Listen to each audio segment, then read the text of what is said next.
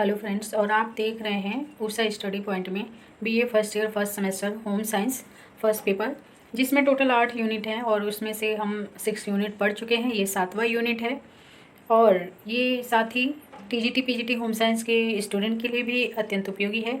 दीनदयाल उपाध्याय गोरखपुर विश्वविद्यालय और सिद्धार्थ विश्वविद्यालय तथा उससे संबंधित कॉलेजों के सिलेबस के अकॉर्डिंग है ये। तो सॉल्व करते हैं इसमें से कि क्या क्या क्वेश्चन है। अराउंड 53 क्वेश्चन है इसमें, जिसमें से पहला क्वेश्चन कह रहा है कि सहसावस्था जीव की सबसे महत्वपूर्ण काल है। जीव का सबसे महत्वपूर्ण काल है, ये कथन किसका है?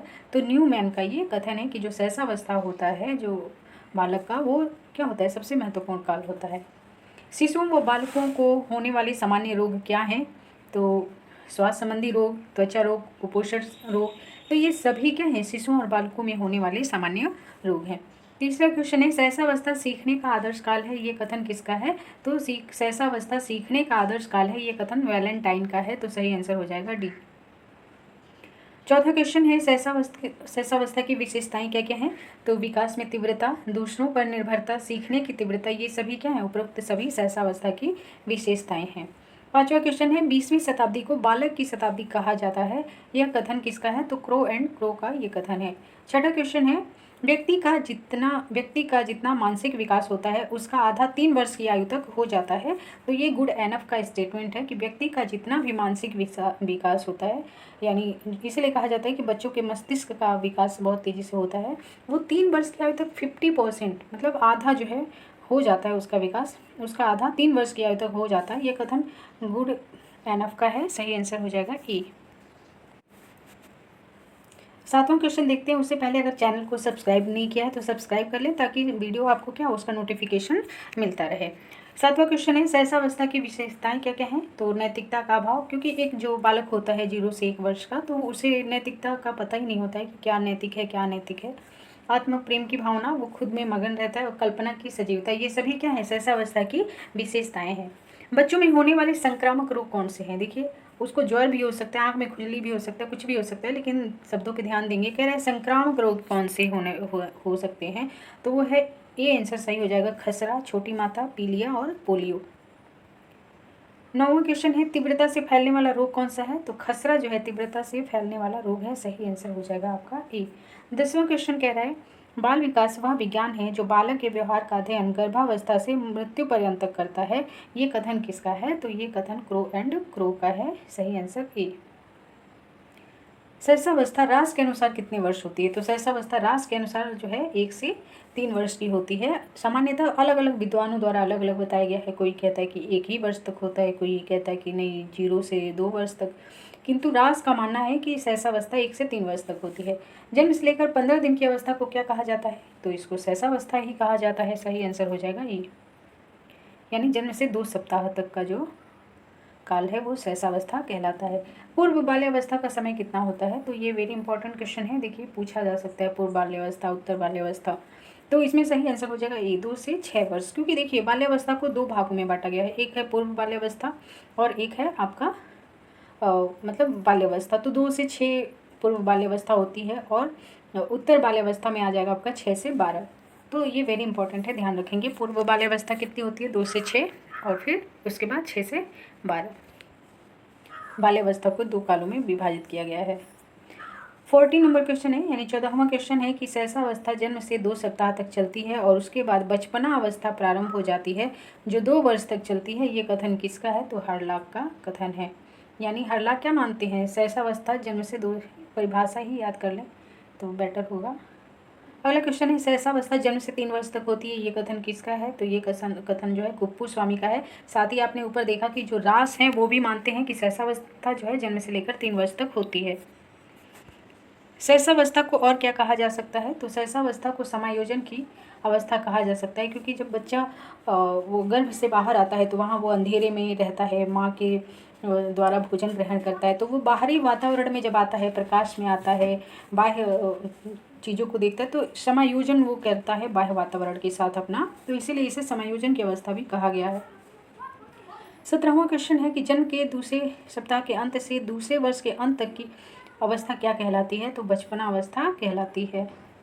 18 नंबर क्वेश्चन है, 18वां क्वेश्चन। उत्तर बाल्यावस्था 6 वर्ष की आयु से वयः संधि अवस्था के आरंभ होने तक 11 और 12 वर्ष के बीच होती है। ये कथन किसका है?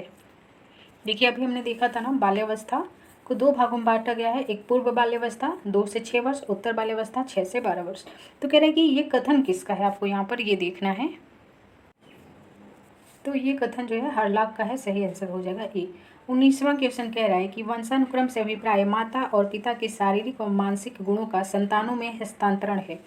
ये कथन जो है किसका है? तो जेम्स ड्रेवर का ये कथन है। इम्पॉर्टेंट मान सकते हैं क्योंकि सिंपल सा है कि वंशानुक्रम से अभिप्राय ये है कि माता और पिता के शारीरिक और मानसिक गुणों का संतानों में हस्तांतरण। 20वां क्वेश्चन है आनुवंशिकता व्यक्ति की जन्मजात विशेषताओं का पूर्ण योग है। ये कथन किसका है? तो ये बी एन झा का कथन है। 21वां क्वेश्चन है शारीरिक विकास की विशेषताएं हैं। तो शारीरिक विकास गर्भाधान से ही प्रारंभ हो जाता है, सही है। शारीरिक विकास सभी अवस्थाओं में समान गति से नहीं होता है, ये भी सही है। क्योंकि शुरुआत में क्या होता है, बच्चे का शारीरिक विकास बहुत तेज़ी से होता है, लेकिन जब वो वयस्क हो जाता है उसके बाद उसका शारीरिक विकास क्या होता है, फिर वो मंद हो जाता है। ऐसा थोड़ी नहीं कि वो बढ़ता ही रहेगा 70 साल की उम्र तक।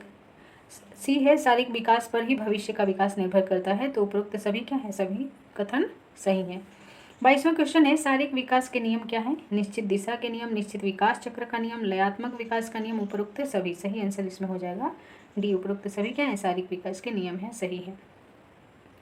23वां क्वेश्चन है समानुपातों का नियम संबंधित है किससे? तो शारीरिक विकास से संबंधित है, सही आंसर हो जाएगा सी। 24वां क्वेश्चन है सह संबंध का नियम किससे संबंधित है? तो ये भी शारीरिक विकास से संबंधित है और सही आंसर हो जाएगा बी। 25 नंबर क्वेश्चन है एक जन्म के समय एक सामान्य शिशु की औसत लंबाई तथा भार कितना होता है? वेरी वेरी इंपॉर्टेंट है क्योंकि ये आपको थोड़ा होम साइंस लिए हैं तो नॉलेज में होना चाहिए। तो देखिए जो उसकी लंबाई होगी ना वो सामान्यतः अराउंड 20 इंच मान के चलिए, 20 इंच होनी चाहिए। तो यहाँ 19.5 दिया है और 7 पाउंड के लगभग में, यानी 3 से 4 केजी के बीच में उसका क्या होना चाहिए? भार होना चाहिए। पाउंड में ये कितना होगा? 7 से 7.5 पाउंड। तो सही आंसर हो जाएगा ए।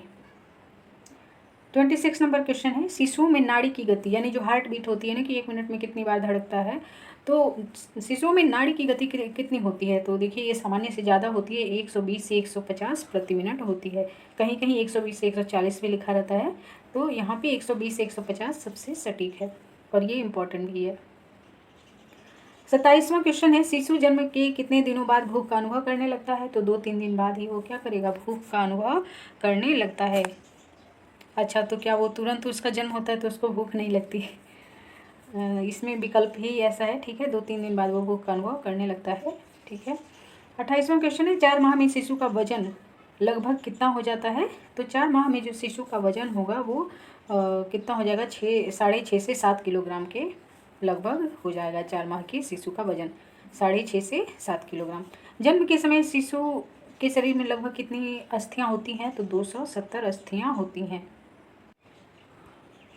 30वां क्वेश्चन है एक वयस्क व्यक्ति के शरीर में कितनी अस्थियां होती हैं? तो 206 होती हैं, ये तो आपको मालूम ही है। लेकिन बच्चे में कितनी होती है? नवजात शिशु में 270।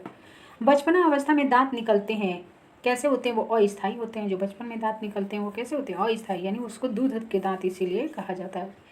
क्वेश्चन नंबर 32 कह रहा है शरीर की आंतरिक अवयवों में विकास होता है किसका? पाचन तंत्र का, श्वसन तंत्र का, रक्त परिसंचरण तंत्र का, सभी का विकास होता है। सही आंसर डी हो जाएगा।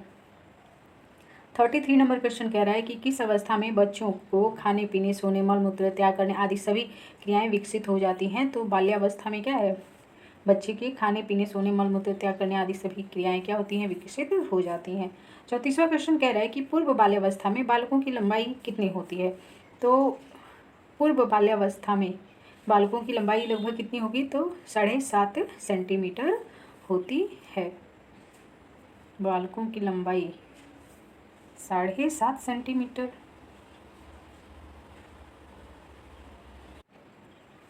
देखिए ये क्वेश्चन थोड़ा सही नहीं लग रहा है, थोड़ा क्या सही नहीं है, इसको स्किप करते हैं।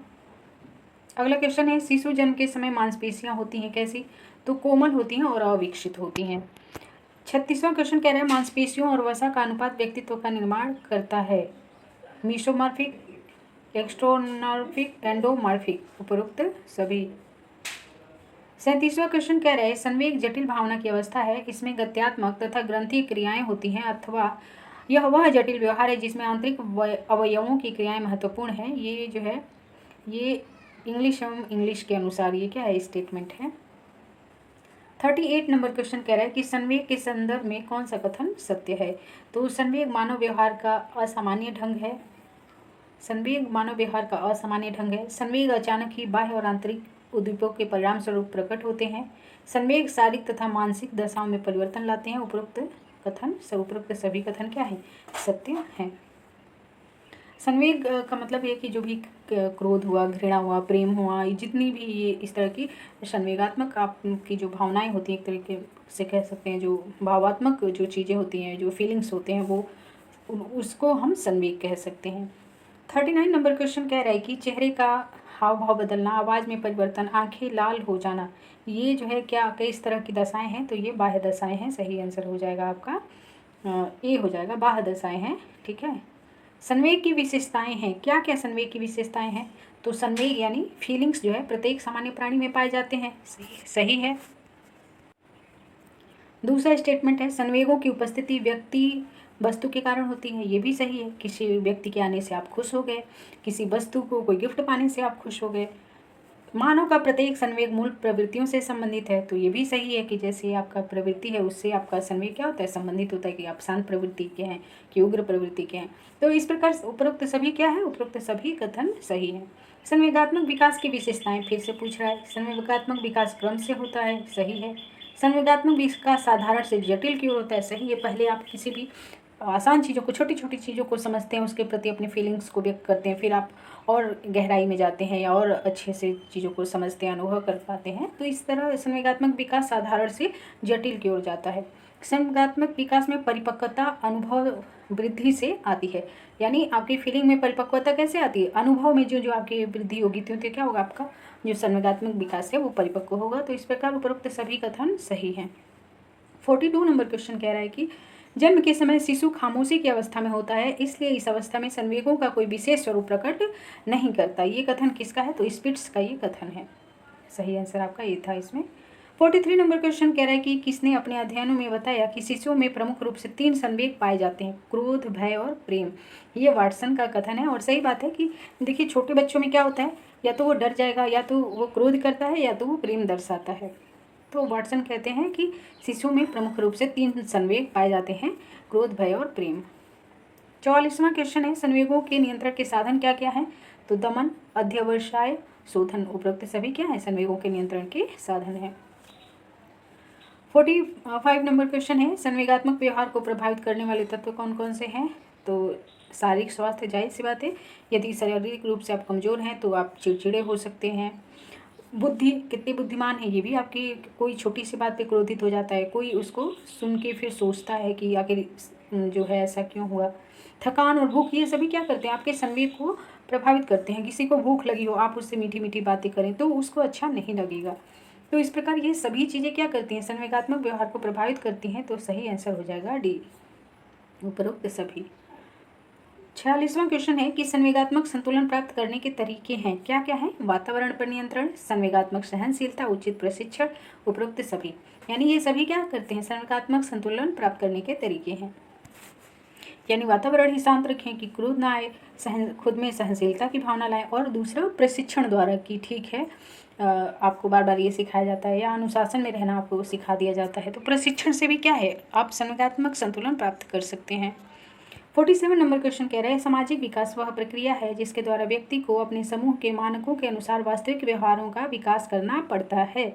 तो ये जो कथन है ये है IL चाइल्ड का सही आंसर ए। 48वां क्वेश्चन है सामाजिक विकास से हमारा तात्पर्य उस योग्यता को अर्जित करना है जिसमें प्रजाति की आकांक्षाओं के अनुरूप व्यवहार किया जा सके। ये हरलाख का कथन है। 49 नंबर क्वेश्चन है सामाजिक विकास के महत्वपूर्ण तत्व क्या है। तो समाज द्वारा मान्य व्यवहारों का विकास करना, सही है। समाज द्वारा मान्य व्यवहारों के अनुसार क्रिया करना, सही है। सामाजिक अभिवृत्तियों का विकास करना, सही है। उपरोक्त सभी क्या है, सही। 50वां क्वेश्चन है सामाजिक विकास की विशेषताएं हैं, क्या क्या हैं। आरंभिक सामाजिक प्रतिक्रियाएं, बालकों के साथ प्रतिक्रिया, सामूहिक प्रतिक्रिया, उपरोक्त सभी सही है। 51 नंबर क्वेश्चन है बचपना अवस्था की कुछ विशेष सामाजिक क्रियाएं क्या हैं। ध्यानाकर्षण, पराश्रयिता, अनुकरण, उपरोक्त सभी क्या है, सही है। बचपन अवस्था की ये सभी क्या है, सामाजिक क्रियाएं हैं। 52वां क्वेश्चन कह रहा है सामाजिक विकास की विशेषता कौन सी नहीं है। सामाजिक विकास की बालकों के साथ प्रतिक्रिया, ये तो है। सामाजिक अंतःक्रिया, ये भी है। संवेग प्रत्येक सामाजिक प्राणी में पाए जाते हैं, तो यहाँ पे सी हो जाएगा। कह रहे कौन, सामाजिक विकास की विशेषता नहीं है। देखिए ये संवेग जो है ना, फीलिंग्स की बात कर रहा है, तो ये सामाजिक विकास की बात नहीं कर रहा है यहाँ पे। तो कह रहे हैं क्या सामाजिक विकास की विशेषता नहीं है, तो सी जो है वो नहीं है, इसलिए सी सही आंसर हो जाएगा। और इसमें आज का अंतिम क्वेश्चन ये है 53, पूर्व बाल्यावस्था के प्रमुख सामाजिक व्यवहार क्या है। तो खेल, अनुकरण और निषेधात्मक, ये सभी क्या है, पूर्व बाल्यावस्था के प्रमुख सामाजिक व्यवहार हैं। तो 7 यूनिट कंप्लीट हुआ। चैनल सब्सक्राइब कर लें ताकि वीडियो आपको मिलता रहे। 8वां यूनिट हम जल्दी ही देखेंगे। वीडियो अच्छा लगता है आपको, इससे अगर बेनिफिट होता है तो लाइक शेयर करें। धन्यवाद।